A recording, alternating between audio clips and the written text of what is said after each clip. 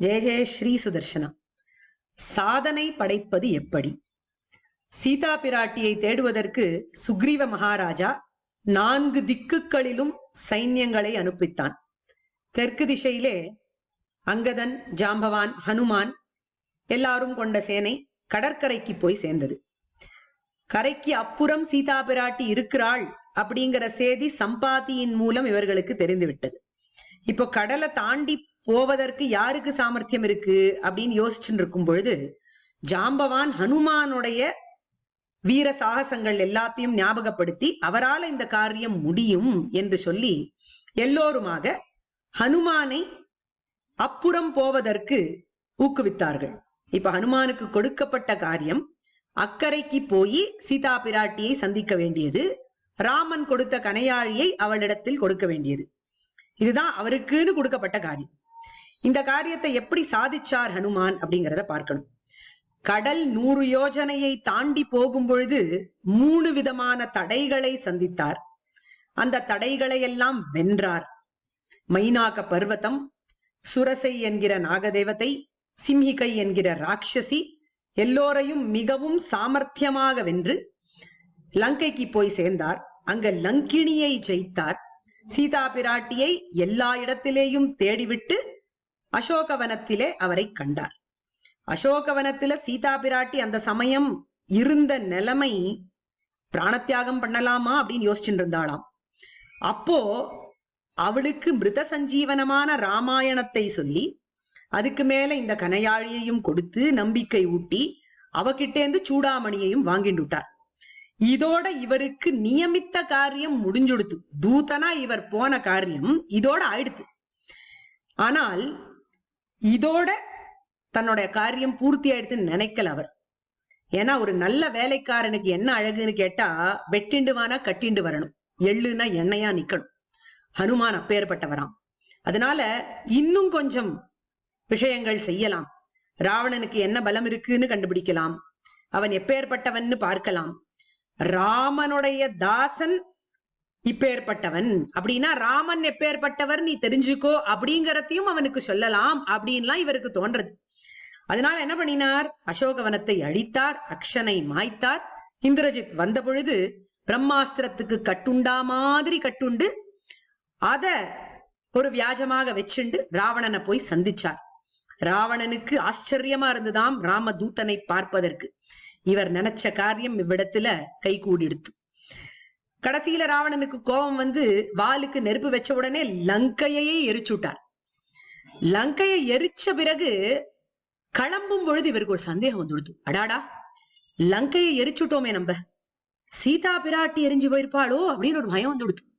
அப்படி ஆயிடுத்துன்னா இவர் வந்த காரியமே வியர்த்தமா போயிடுமே. இவர் எந்த காரியத்துக்காக வந்திருக்கார்? சீதா பிராட்டிக்கு ஒரு தூதனா வந்திருக்கார், அவருக்கு ஆஸ்வாசனம் கொடுக்கணும்னு வந்திருக்கார். அப்படி இருக்கும் பொழுது இவர் பண்ணின இந்த இன்னொரு காரியத்தினால, அதாவது சொன்ன காரியத்துக்கு மேல இவர் செஞ்ச காரியத்தினால முன்னாடி சொல்லப்பட்ட காரியம் பாதிக்கப்பட்டிருக்குமோ அப்படிங்கிற பயம் வந்துதான்.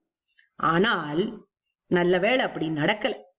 சீதா பிராட்டி பத்திரமாகத்தான் இருந்தார் அப்படிங்கறத ஊர்ஜிதப்படுத்திண்டு வெற்றியோட திரும்பி வந்து சேருகிறார் ஹனுமான். இதனாலதான் வால்மீகி பகவான் சொல்றார், ஹனுமான் ஒரு சாதனை படைத்த வேலைக்காரர், நல்ல காரியக்காரர், வேலைக்காரர். அப்படின்னா அவர் எப்படி இருப்பார் அப்படின்னு கேட்டா, காரியே கர்மணி நிர்விருத்தே யோபஹூன்யபி சாதயேத் பூர்வ காரியா விரோதேன சகாரியம் கர்த்துமர்ஹதி அப்படிங்கிறார். எவன் ஒருவன் சொன்ன காரியத்தை ஆச்சரியமாக முடித்துவிட்டு அதுக்கு மேல பல காரியங்களை சாதிக்கிறானோ, அப்படி சாதிக்கும் பொழுது சொல்லப்பட்ட காரியத்தை, அதாவது முன்னாடி சொல்லப்பட்ட காரியத்தை பூர்வகாரி அவிரோதேன அப்படிங்கிறார். அந்த பூர்வமா முன்னாடி சொல்லப்பட்ட காரியத்துக்கு எந்த விதமான பாதகமும் ஏற்படாமல் இருக்க வேண்டும். அப்பேற்பட்ட காரியங்களை செய்யக்கூடியவன் தான் நல்ல காரியக்காரன், வேலைக்காரன் என்று அர்த்தம். அவன்தான் சாதனையை படைக்கக்கூடியவன் என்று கூறுகிறார் வால்மீகி பகவான். இப்பேற்பட்ட சாதனையை படைத்தவர்கள் தான் நம் ஆச்சாரியர்கள் எல்லோருமே.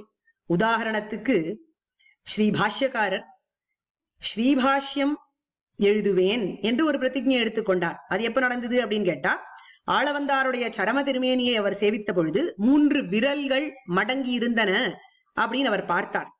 அந்த 3 விரல்கள் ஏன் மடங்கி இருக்கு அப்படிங்கிற காரணத்தை தெரிஞ்சு கொண்டார். ஆச்சாரியனுடைய 3 ஆசைகள் நிறைவேற வேண்டி இருந்தது. அந்த 3 ஆசைகளை அடியேன் ஆச்சாரிய அனுகிரகத்தினால் நிறைவேற்றுவேன் என்று உறுதி கூறினார் ராமானுஜர். அப்படி உறுதி கூறின உடனே அந்த சரம திருமேனியில மடங்கி இருந்த விரல்கள் விரிந்ததாம். அந்த 3 ஆசைகள்ல முதல் ஆசை என்ன அப்படின்னு கேட்டா, பிரம்மசூத்திரங்களுக்கு விசிஷ்டாத்வைதபரமான பாஷ்யம் எழுத வேண்டும் அப்படிங்கிற ஆசை, ஸ்ரீபாஷ்யம் பண்ண வேண்டும் அப்படிங்கிற ஆசை ஆளவந்தாருக்கு இருந்ததை ராமானுஜர் நிறைவேற்றுவேன் என்று சொல்லி நிறைவேற்றி ஸ்ரீபாஷ்யக்காரராகவும் ஆனார். நியமிக்கப்பட்ட காரியம் ஸ்ரீபாஷ்யம் எழுதுவது, அதை எழுதி முடித்தார். ஆனால் அதோட நிறுத்தவில்லை சுவாமி. ஸ்ரீபாஷ்யத்தினுடைய சாரம் என்ன அப்படின்னு கேட்டா, அது பிரதான பிரதிதந்திரமாக பிரம்மத்துக்கும் சிதச்சித்துக்களுக்கும் இருக்கக்கூடிய ஷரீராத்ம பாவ சம்பந்தம், இந்த சம்பந்தம் இருக்கிறது தத்துவத்திரயத்துக்கும் அப்படிங்கறத சொன்னார். இந்த சம்பந்தத்தினால என்ன காரியகரமாக ஆகுகிறது அப்படின்னு கேட்டா, நாம் எல்லோரும் ஈஸ்வரனை போய் அடைய வேண்டும். அவனை அடைவதற்கான வழி அவனை சரணடைவது, சரணாகதி செய்ய வேண்டும். அந்த சரணாகதியை ஒரு பங்குனி உத்திரத்தன்று செய்து காண்பித்தார் ஸ்ரீ பாஷ்யக்காரர். சரணாகதி விஷயமான சரணாகதி கத்தியத்தையும் சாதித்து காண்பித்தார். இதுதான் பூர்வகாரியா விரோதேன சகாரியம் கர்த்துமர்ஹதி என்று சொல்லும்படியாக அமைந்துள்ளது. இப்படி நம் ஆச்சாரியர்கள் எல்லோருமே சாதனை படைத்தவர்கள். என்ன என்ன காரியங்கள் நியமிக்கப்பட்டிருக்கோ அதை காட்டிலும் பல காரியங்களை சாதித்து சிஷ்யர்களுக்கு அனுகிரகித்து நல்வழியை காண்பித்தவர்கள். இவர்களை பார்த்து சாதனை படைப்பது எப்படி என்பதை தெரிந்து கொள்வோம். ஜெய ஜெய ஸ்ரீ சுதர்சனம்.